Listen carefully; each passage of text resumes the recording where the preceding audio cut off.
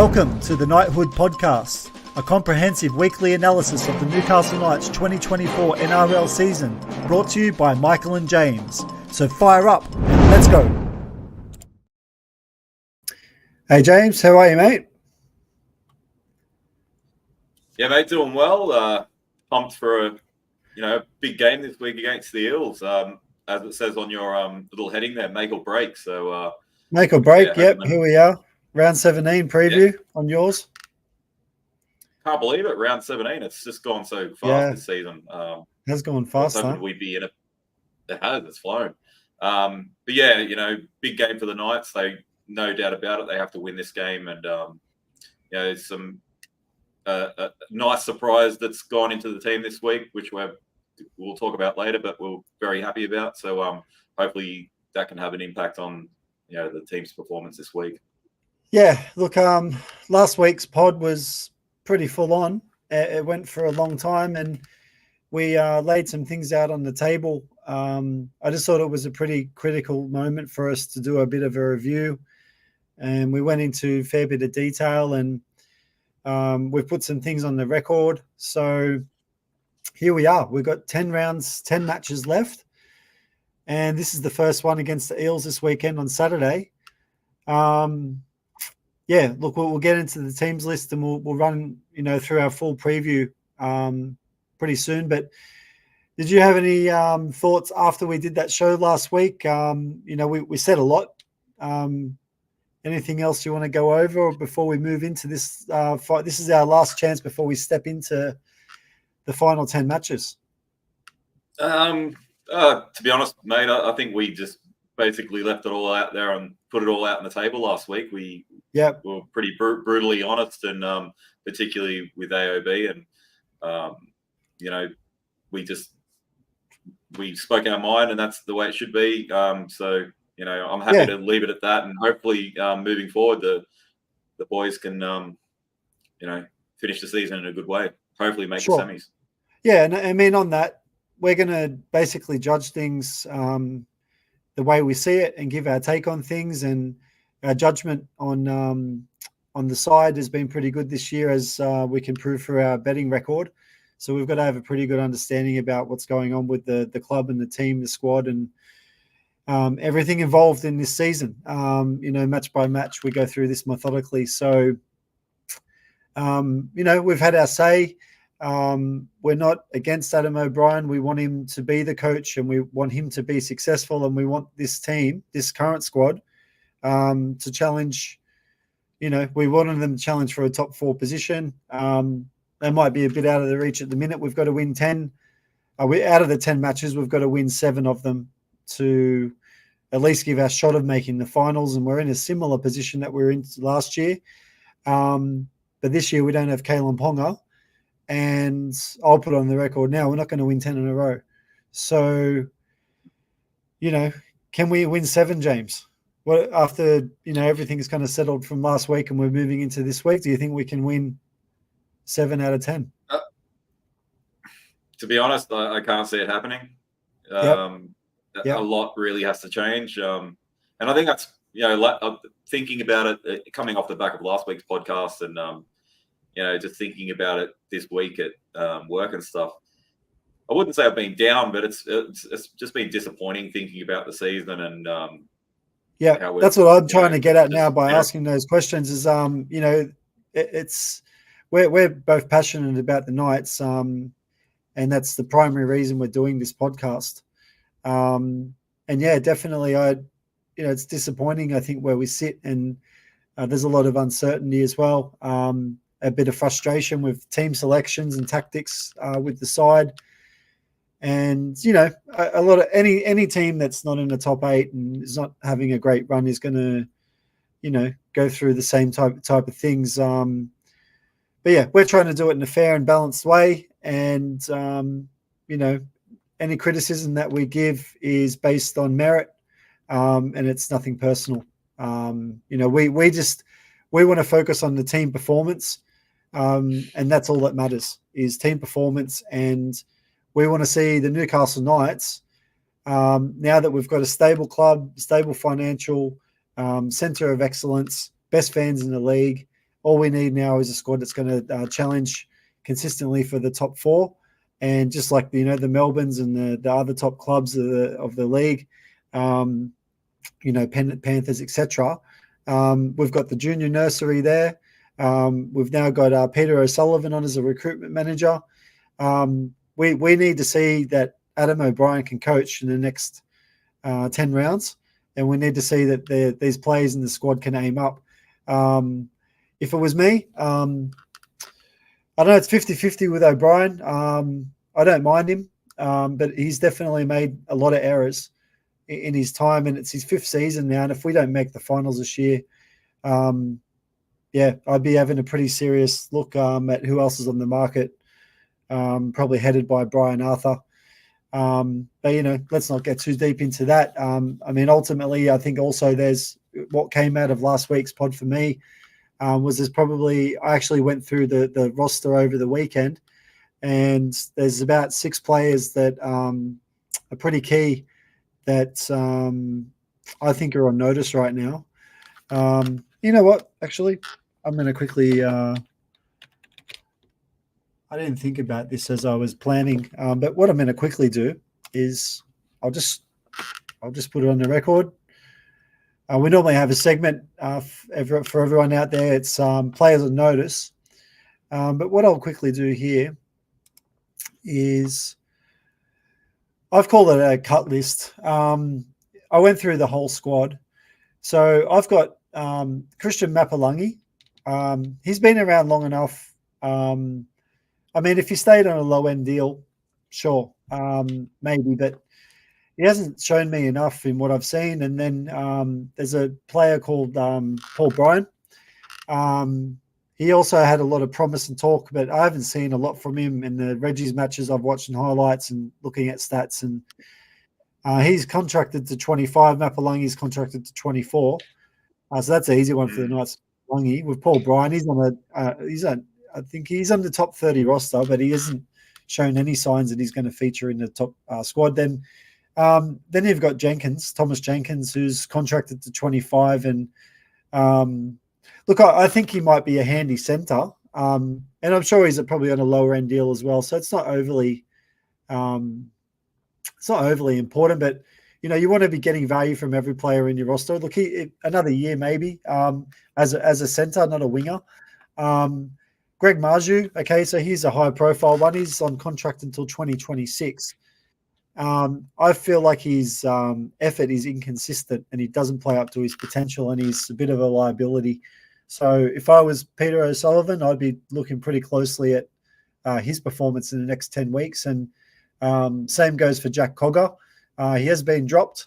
Now, he did come in on probably like a 300K deal as a backup halfback. He wasn't signed to be our first choice halfback. So, the question is, though, do you want to keep this guy hanging around to 2026 as a backup when he's been dropped again, second time this year, I think, and shuffle around? And probably a big reason why we're a couple of wins short is the uncertainty around him and the team selections and the attack. And the other one is Daniel Safidi. I just think maybe it's time to break up the Safidi twins and it kind of I'd love to see them both aim up, but we said in the season preview is that that both of the Safidis need to aim up and both play well together consistently. We haven't seen it again this year, whether it's niggling injuries or lacks in form. One's normally on, the other one's normally off. So I'd be looking closely at those 6 players, and the last 3, Marju, Cogger, and Safidi, are most significant because they're all contracted to 2026. James.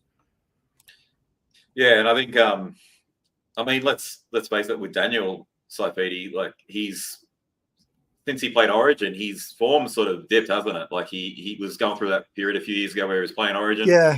And then he's now he's playing off the bench, and can't say his form has been fantastic. No. And it'll probably be a good thing for his career actually if he did get a fresh start somewhere else.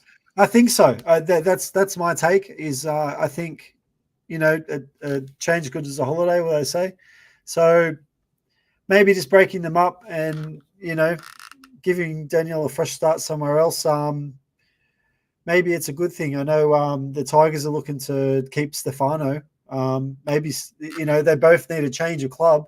To me, that'd be a good swap, wouldn't it? Stefano for Daniel, both similar type players, fringe New South Wales players. Yeah, I'd be down for that. Absolutely. I think as well, you mentioned Marzio as well. Like, I think in general, the Knights have really got to look at the body shapes of the wingers they're getting. Like 100%. Like, what? Okay, so you brought it up. Why in the hell did Mothindriki play in the local league last week? I can't believe that. Cannot believe it. No idea. Well, okay. Crazy. So David Armstrong, fair enough. They want to put him on the wing and see if he can fit into first grade. But, O'Brien a couple of weeks ago mentioned in a press conference that he doesn't have a 6'7" winger anymore. Well, he does. He has Mothindriki 6'5". He's a monster as well. And he's got the characteristics, the body, the physical characteristics that you need in a winger. Mitchell Pearce last night was on a podcast with Matthew Johns, and he was talking about we've got an advantage with our wingers and that we should be kicking to the wingers in the state of origin. If you do 10 kicks, you'll get 2 tries. Like, same, put Mothindriki in the side, get around him and build him up and give him a shot. I'll take it. There is a big announcement in terms of someone being injected into the squad this week. So, and I don't want this podcast to be too focused on the squad and the past, and we've got to start moving forward now. But they're just a couple of things that I wanted to just run over. I think there's some recruitment things there that I'd be looking at pretty closely if I was Peter O'Sullivan. And in terms of Adam O'Brien, if he doesn't steer us to the finals with the squad that we've got, that's a pretty healthy roster. We're only missing Ponga and Gamble. So we're currently at 88% full strength rating, and most of the year we've had a pretty good run of injuries overall. So there's no excuses there, even though Ponga's out. It's still not a good enough excuse. We've had good backups with Armstrong and, the Cessnock Flyer. So, God, anyway, that's on the record. That's a bit of a follow-on from last week. We went right into the squad and we went over the coach's performance. And here we are. We're moving into round 17. Let's get into it, James. We'll get cracking into it right now. Newcastle Knights round 17 preview. Let's go. I am kind of excited now moving into this. I think we've got a good I am fired up. We've got a good match coming up this week. So we're going to run over. This is an overview for tonight. So tonight it won't be a long-winded show. Definitely be under an hour. And we're going to go over what's happening in the next 4 rounds. We're going to run over the injury and suspension update as of round 17. We'll run over the team list review, including the ref and the weather. And then we'll do a short analysis of some key points that we've discovered. Running over our betting update brought to you by TopSport. If you haven't a bet, have it with Toppy. And then we'll run over our round 17 tips. So at any point, if you're watching this and it's not live, we do put sections up in the podcast on YouTube. You can scroll. So keep that in mind as well. If there's certain sections that you prefer to watch, then scroll along. Okay, James, these are the next 4 matches. So we've got Eels at home. We've got Raiders away. We've got Eagles away, Sea Eagles away. And that's at 4 Pines. I was making sure it wasn't anywhere funny. Yep, 4 Pines. And then we've got Broncos at home. So 2 home matches, 2 away matches. Sea Eagles at the moment not in the top 8. 1 win above us. Same for the Raiders. Eels are a bit off, yep. Maybe they peaked too early this year, early in the season. But they'll keep fighting. Eels last on the ladder, and Broncos out of form. So, look, if definitely all winnable games. Yeah, winnable games. I've got there. If we can get on a run like we did last year, this match here against the Eels, to me, if we're going to do anything this year, we've got to win it and win it well. if we come out and win this and win it well, we might be able to build some momentum. If we can take out the Raiders and the Sea Eagles, we probably would come home and beat the Broncos. Possible we can get 4 from 4, but who knows where this is going to go. It could go pear-shaped. Like, I don't think so, though. I really don't think so. I think there's been a lot of good signs coming out of the Knights this year. We just haven't, it's been a fine line this year between winning. We've won 6, but it's a fine line between winning 6 and winning 8. So I'm not going to make any wild predictions here that we're going to, like we did in the last period when we assessed the last 4 games. Yeah. But like you said, James, I think all these games are winnable. And, as a must, we must win 2 from 4, ideally 3 from 4, if we're going to give ourselves a chance. If we won 3 from 4 here, and then you win, you've got to get 4 out of your last 6. But there's a good chance that we might have Ponga back for maybe 4 of those matches if he comes back. So yeah, that's once again, I feel like it's been a season of missed opportunity. I think we could easily be sitting in the top 4 right now. If with 2 more wins and a better for and against, we'd be coming 4th. So like I said, it's a fine line. That's what's in front of us in the next 4 weeks. Any final comments on that? Well, I mean, we beat the Eels this week, like you said, and then we go into the next game after that against the Raiders with confidence. But again, my issue or my fear is that this year we've struggled with games we should win on paper, and the Eels we should beat. I think, especially. Okay. All right. Well, let's analyze that a little bit. I've got to take. I think the Knights, they're aware of that now, 100%, and we know that off the bye last time they had the Bulldogs at home, and that was a match they were like $1.40 favourites to win. Yeah. Yeah. At the moment, the Knights are $1.80 and the Eels $1.96. So we're not even. I think they've totally got this wrong this week, the bookies. So we'll get to that when it comes to the betting section. I got $1.80 for the Knights this week against the Eels is pretty juicy. But I don't think they're going to make that mistake again. They've made that mistake. They're aware of that mistake, what happened against the Bulldogs. I think there's no chance they come out here and play rubbish. And when we get to the team selections, we'll see why. I've got some good confidence there in regards to that. So, yeah, that's I don't think we'll have an issue here this week with complacency or underestimating the Eels.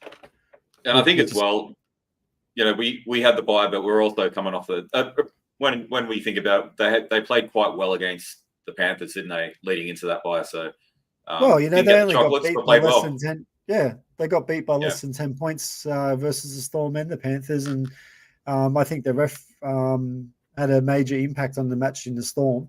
Yeah. So we probably could have got the chocolates in that one. So there it is, everyone.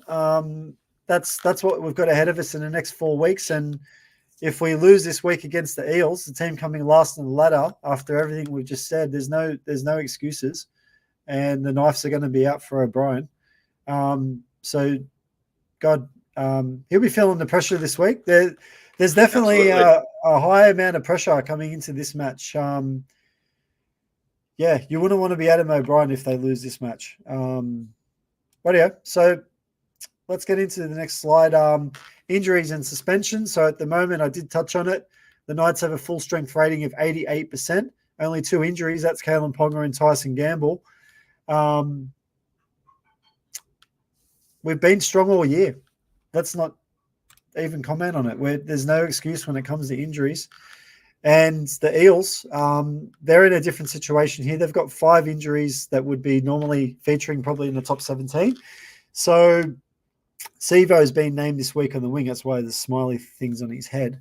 But yeah, there's 5 others there that most likely would be in the starting 17 for the Eels. So they're a bit decimated. They're at 70%. And they've also got Mitchell Moses, who may or may not back up from Origin. Yep. Okay. So let's get into it. Game day, Saturday, at Marathon Stadium, a.k.a. McDonald Jones. So we've got a 5:30 p.m. kickoff, and and they're head-to-head there. I think overall we've won more games than we've lost against the Eels. I don't read too much into these stats. I think we'll just take this match based on merit. Here we are with the teams list, James, 1 to 13. Are you able to see that, or do you want me to run through it? That's all right. I'll bring it up. I've got it ready on the phone. I'll go over it. All right, here we go. So for the Knights, we have Fletcher Sharp. On the wings, we've got Inari Tuwala and Greg Marzu. In the centres, we have Dane Gagai and Bradman Best. Coming into the 5'8" position, Will Price, finally. All right. Can't wait to see him, the Messiah. Cause some chaos. Yeah. At halfback, we've got Jackson Hastings. So that's going to provide a nice little, point of difference there. We've got, the X factor of Will Price, and Jackson Hastings can just focus on what he does best. Yeah. Well, he's finally got a dance partner. Let's say that. Pretty much, yeah. For the forwards, we've got Jacob Saifidi at front row with Leo Thompson. Hooker, Phoenix Crossland starting again, which is great. In the back row, we've got Tyson Frizzell and Dylan Lucas with Adam Elliott at lock forward. And for the bench, we've got Jaden Brayley at number 14. That's pretty odd choice. What do you think? Let's just stay on the 13 for now. Yeah. And I'm going to make a quick comment there on the Knights 13. Look, that's about as close to a full strength side that you're going to see this year. And congratulations, Will Price. He's going to debut for the Newcastle Knights, and I'm super excited about this kid. He reminds me of Cody Walker. I know he's from England, but we'll see. I think I've got a good eye for talent, and I'll put on he hasn't even played a first grade match yet. You're going to see some skill from this kid. I'm just so excited to see him in the starting side. He's got some experience now in reserve grade, and I think he's a good match for Hastings. And they did have a bit of a stoush at training, Hastings and Price. That was in the media earlier in the year. Maybe that's one of the reasons he hasn't been picked with Hastings. I don't know. But what I do know is that I'm excited. I can't wait to see him. He could totally change the attack of this side, and we might just see a totally different side here. I'm feeling really bullish this week. Let's get through the Parramatta side 1 to 13, James. Yeah, no worries. So at fullback, we've got Clint Gutherson. On the wings, we've got Micah Sebo and Blaze Talangi. The centers, we've got Will Penatini and Sean Russell. 5'8", Dylan Brown and Mitchell Moses. If he plays, will be backing up from Origin. Yeah. So front rowers for the Eels is Regan Campbell-Gillard and Junior Paulo. Hooker is Brendan Hands. Haven't seen much of him, so see how he goes. Yeah. Sean Lane and Bryce Cartwright in the back row with Joe Oppahan-Galway at lock. Okay. And that rounds out the Eels team. Yeah. Well, they've got capable players in that side, and you never know.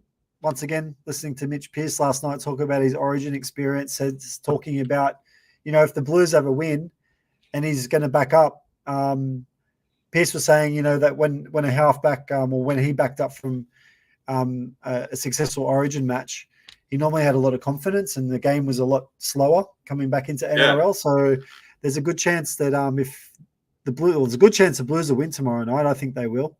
And if that happens and Moses backs up, that's a dangerous proposition for the Knights.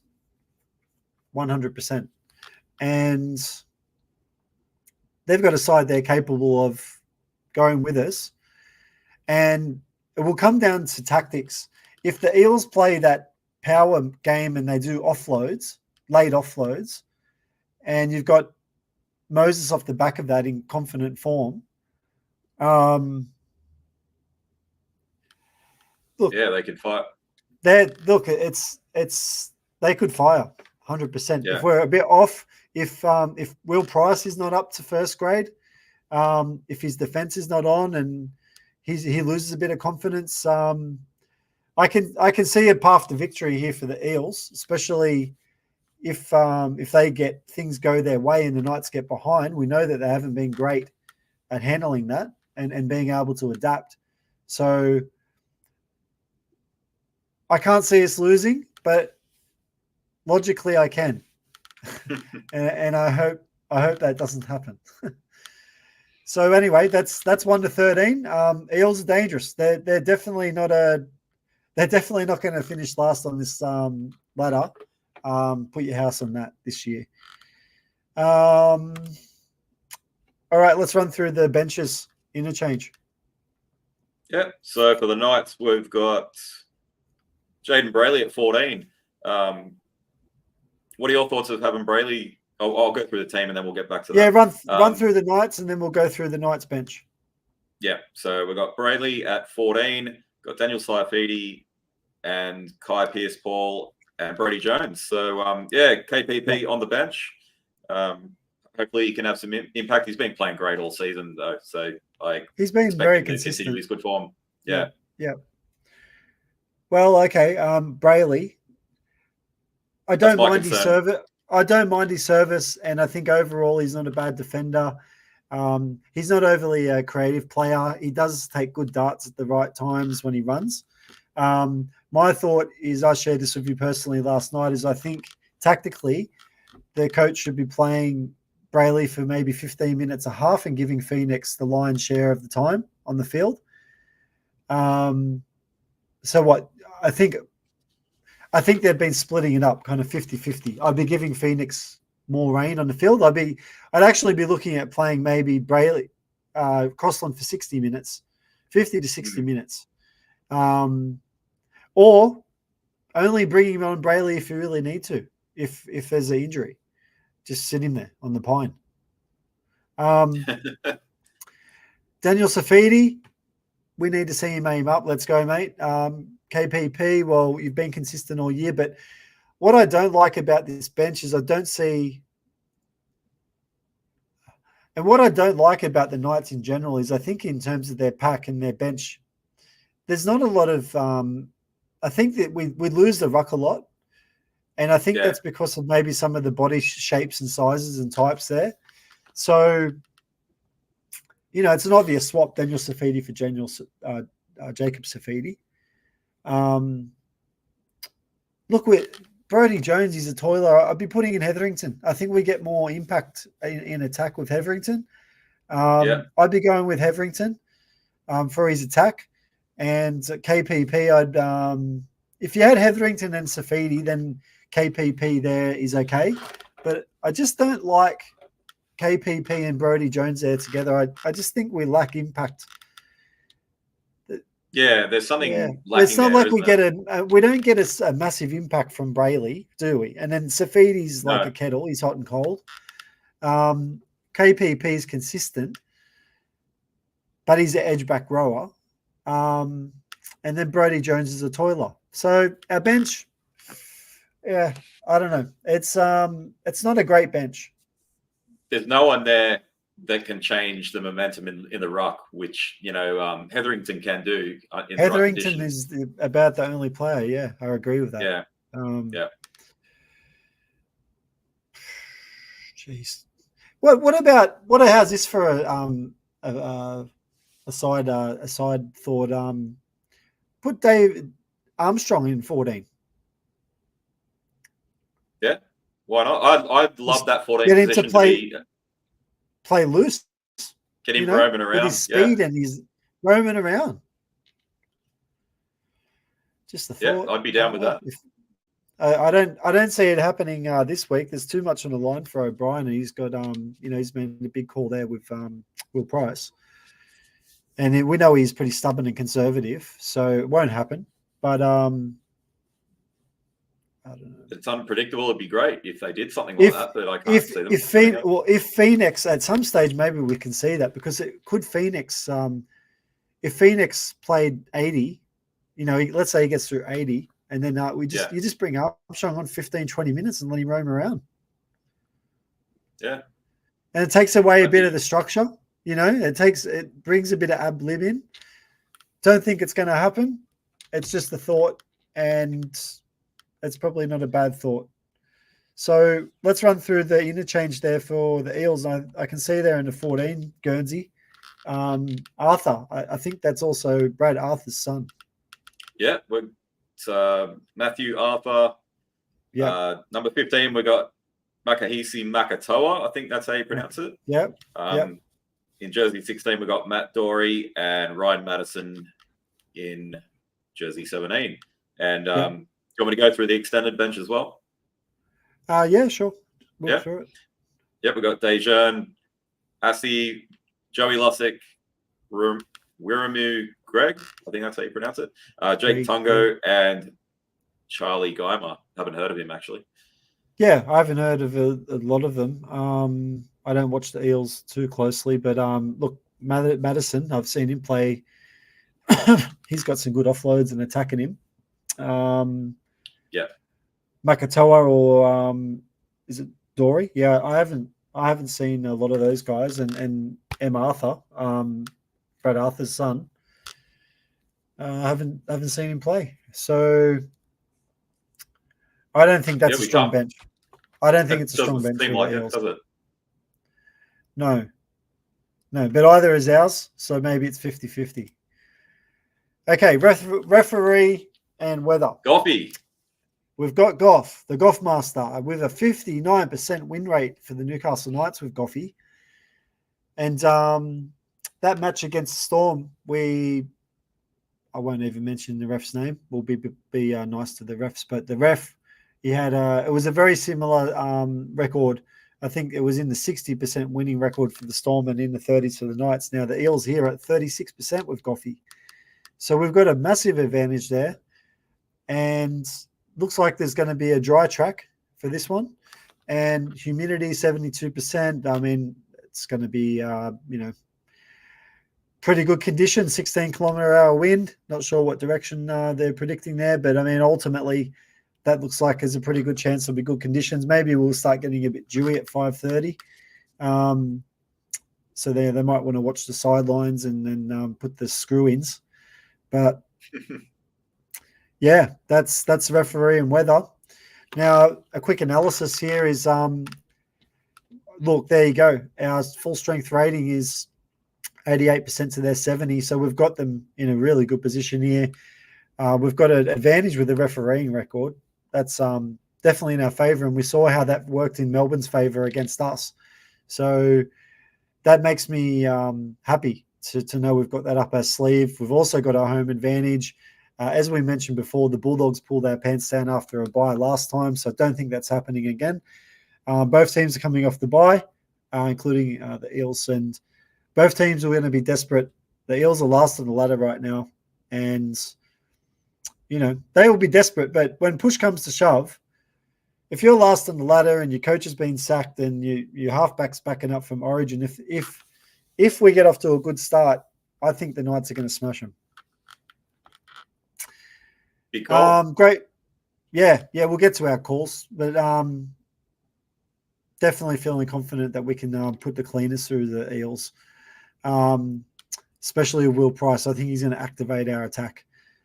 Great to see him in the 6 jersey, and then does Moses back up? That's a question, but it is also potentially something that could go against us if he comes in with confidence and we get off to a bad start. Things go against us. But I think the odds of that happening is about 20%. And I'd say 80% chance that the Knights come out here, start well off the bye. With Will Price, our attack's rejuvenated. And I reckon if we get some points on the Eels early, it's going to turn into a field day. That's my early prediction without getting into the prediction. So, but make or break. God, I'd hate to be on this podcast next week talking about a loss to the Eels. Yeah, but in saying that, if that does happen, I'll definitely already give O'Brien a bit of credit here for adding in Price. He might have a shocker and he might not play well, and maybe that'll be a reason we lose. But for the record, I love that he's put him in and given him a shot, and I'm backing him, and I think he's going to go well. And if he doesn't, I also give credit to the coach for throwing him in. I do think it's I think it's 4 rounds too late. I think with a bit more experience as a coach, I think O'Brien might have made that call earlier when he saw a more experienced coach would have seen the signs in Cogger to know that it wasn't going to work. And maybe he would have rolled the dice a bit earlier with Price. Maybe he felt like Price wasn't ready. He needed more games in reserve grade, and he has hit form in reserve grade. But I still think he needed to roll the dice a little bit earlier there. Rightio. We're going to get into a quick season sponsor message from MB Optimal Oral Care, and then we'll come back and we'll do our betting segment and predictions and wrap up the show. MB Optimal Oral Care are our season sponsor of the Knighthood podcast. They have a range of zero plastic oral care products that are best for you and best for the planet. You can check out their full range of products via Chemist Warehouse online. Find the link in the description. Thank you, MB Optimal Oral Care, for sponsoring the Knighthood podcast for the 2024 NRL season. We appreciate your support. I've got the MB shirt on tonight. James has been loving his tongue scraper. I use mine every single day. I love getting that gunk off my tongue early in the morning and cleaning my mouth and keeping fresh in a natural way. You should definitely check out their products. They use earth-friendly plastic, which is basically a form of plastic that breaks down within a year or two compared to other commercial plastics that most other oral care brands use. They take about 500 years to decompose, which is a massive problem for the environment. So support a company that does the right thing by the planet, and they also make awesome products that are better for you than the conventional stuff that you find on the supermarket shelf. So check out Chemist's Warehouse, search EMBIOOC. That's EMBIOOC, and check out their products and buy yourself a tongue scraper and toothbrush and floss picks. They're awesome. Rightio. So let's get moving into the season betting tally. But before we do that, I want to give credit to Angelo. I think I can actually show this comment here. We haven't done this before. So Angelo, shout out to Angelo. He's been a supporter of the United podcast, and we've finally found out how to use these comments during the live show. So hopefully still tuned in, mate. And yeah, 3 out of 4 in those next 4 matches. What do you reckon there, James? Angelo reckons we need a minimum 3 to make the final. So if we won 3, we need to win 4 out of our last 6. He's probably right there, isn't he? Yeah, I think he's spot on. You know, looking at those 4 games, the Broncos game, I think will probably be the toughest. But definitely the 3 games leading up to that are definitely all very, very winnable for us. And if we can win those 3 going into the Broncos game, who knows? We might get 4 out of 4. But yeah, he's spot on. Fingers crossed. Yeah, we need 3 from 4, Angelo. We agree with you, mate. And thanks for the love, mate. It's good that you love the show, and we appreciate your support, mate. So thank you, and spread the word. The more like-minded people we can get watching the show, the better. So thanks, mate. You're our number 1 supporter at the moment.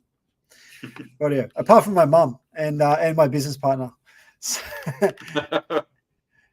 All good. Yeah, mum's tuning in from Cooks Hill every week. So yeah, shout out to mum as well.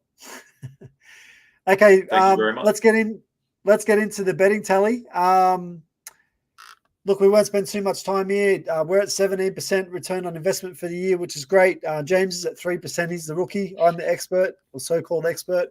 But look, if you're banking 17% on your money in 16, 17 rounds, it's much better than the bank. It's probably a bit more risky, and I definitely don't advise you to put your house on it. But definitely put a pool of money aside and put some money into, if you're into betting, and most people are these days in the footy.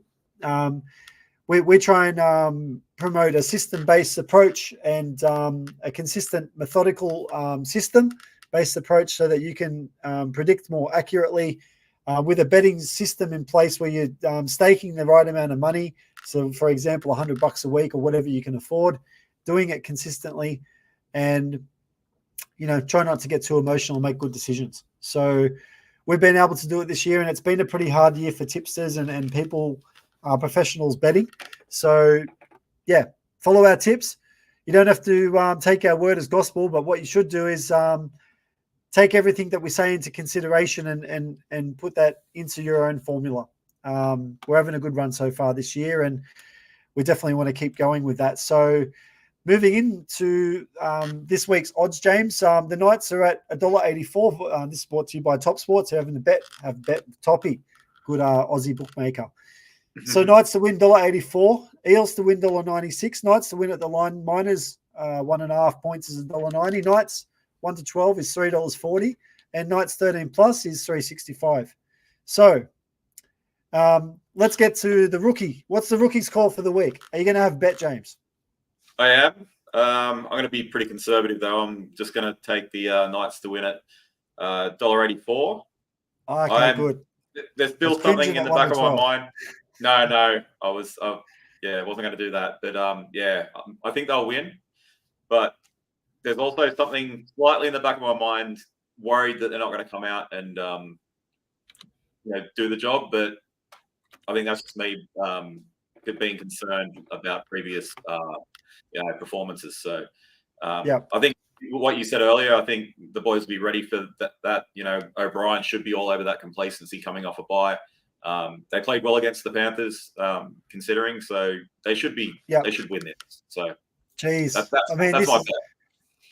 Okay. Well, look, really hard to disagree with you there. I think my judgment tells me that the Eels have a 20% chance to win this match.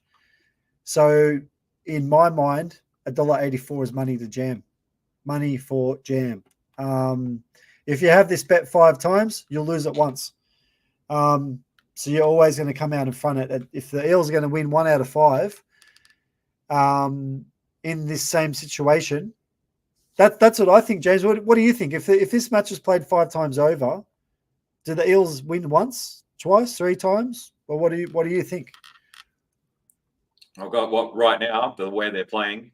Just based on what on merit, what we've gone over. Well, I mean, if it's played out 5 times, do you think we win 5 times? There's always one game out of 5. I think that maybe there might be a couple of things, like maybe it's the ref, maybe it's an injury, but overall, based off what we've presented, our full strength rating, our home match, the fact that we shouldn't get complacent against this like we did in the Bulldogs. Like there's a lot of things going there. We should be winning this match. Yeah, we should be winning it, and I can't see how we would lose any more than 1 in 5 if this was played 5 times. So that's our logic, and we've been pretty spot on for most of the year. The 2 Bulldogs names, they killed us. We'd be flying high if it wasn't for those couple of matches, and for a pretty inconsistent Knights side this year, we've done pretty well. So my tip is I'm not going to wait before the match. I think I want to back the Knights this week 13 plus.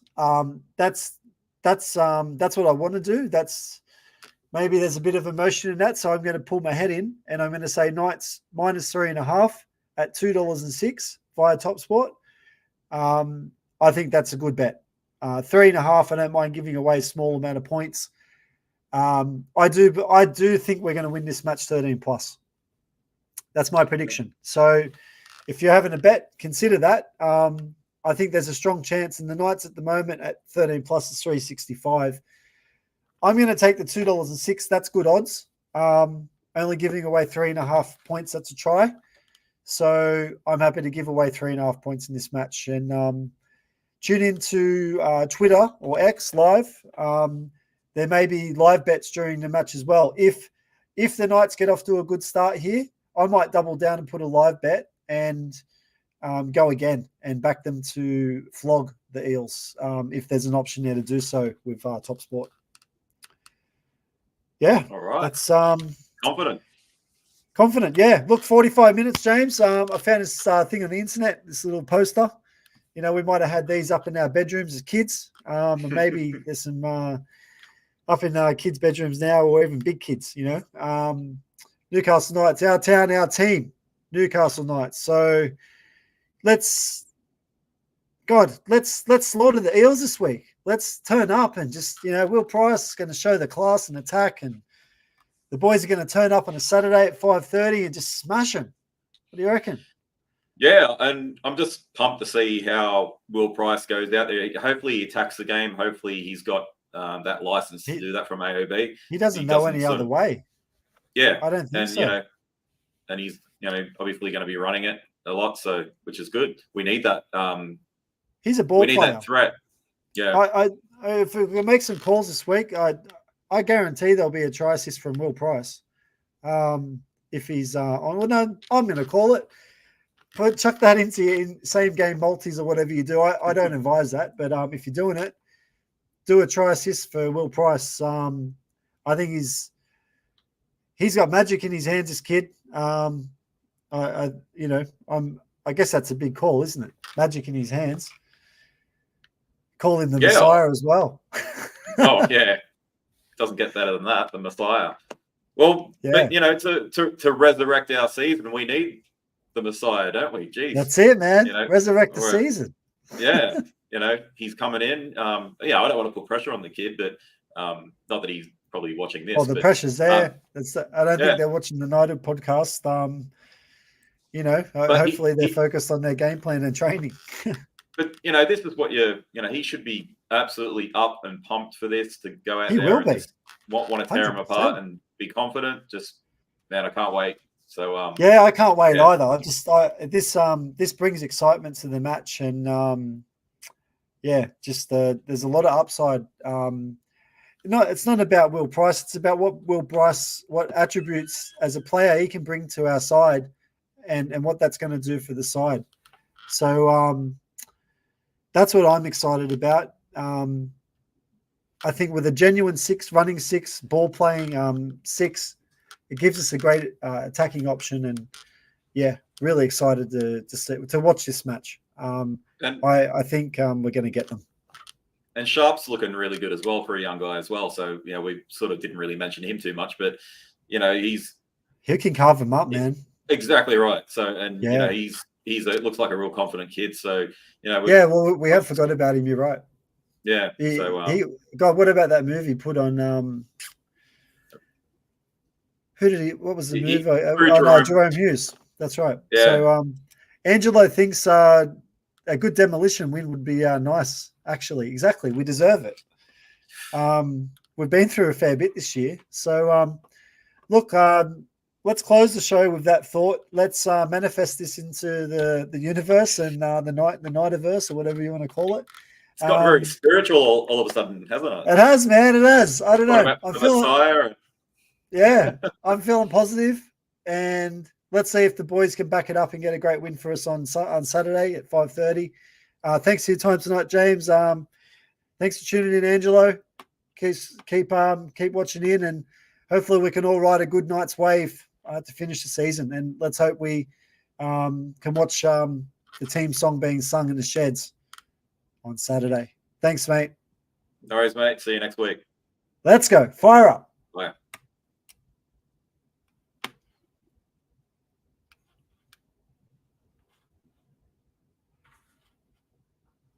Well, I don't think we got we missed the team song. Oh yeah, we got it here. Well, you can. Here we go.